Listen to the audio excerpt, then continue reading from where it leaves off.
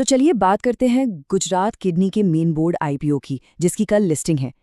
लेकिन लिस्टिंग से ठीक एक रात पहले इन्वेस्टर्स के लिए एक बहुत ही चौंकाने वाली खबर आई है।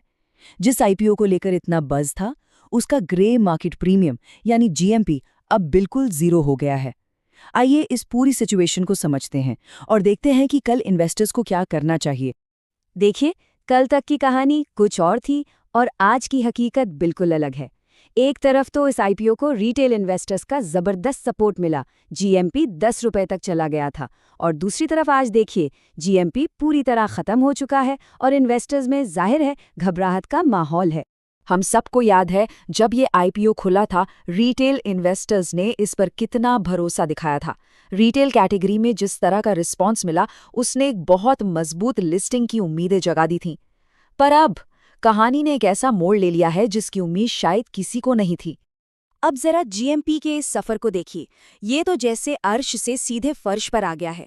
आईपीओ के टाइम पर जो प्रीमियम 10 रुपए पर था, वो कुछ दिन पहले गिरकर 3 पर आया और लिस्टिंग से ठीक पहले, जैसा कि आप देख सकते हैं, ये शून्य हो गया है।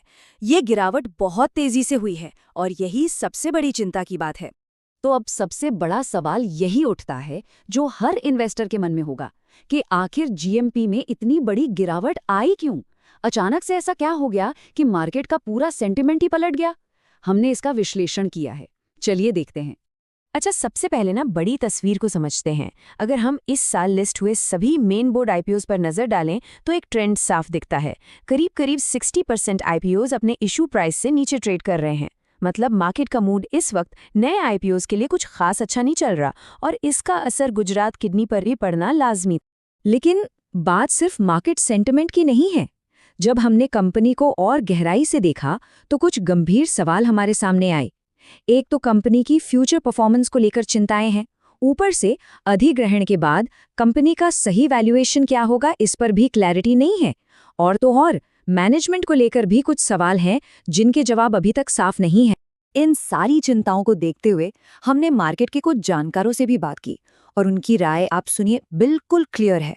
एक एक्सपर्ट ने हमें साफ साफ कहा, अगर फ्लैट में भी ओपनिंग हुआ तो एग्जिट कर देना चाहिए। ये एक बहुत ही सीधी और अहम सलाह है। तो जब हमने इन सब चीज़ों को, यानी डेटा, मार्केट का हाल और एक्सपर्ट की राय, सबको एक साथ रखकर देखा, तो हमारे लिए ये एक सीधा सीधा रेड फ्लैग है। हमारी नज़र में यहाँ इन्वेस्टर्स को बहुत ज़्यादा सावधान रहने की ज़रूरत है।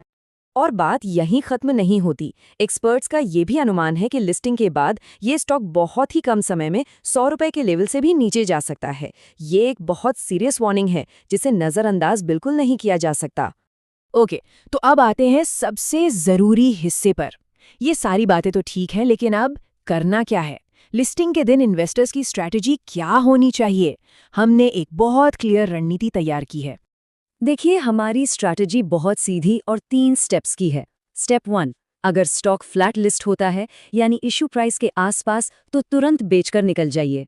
स्टेप 2, अगर ये थोड़े नुकसान पर खुलता है तब भी लॉस बुक करके निकलना ही समझदारी है। और स्टेप 3, अगर किस्मत अच्छी रही और थोड़ा बहुत मुनाफा मिल भी गया तो लालच मत कीजिए, बेच दीजिए।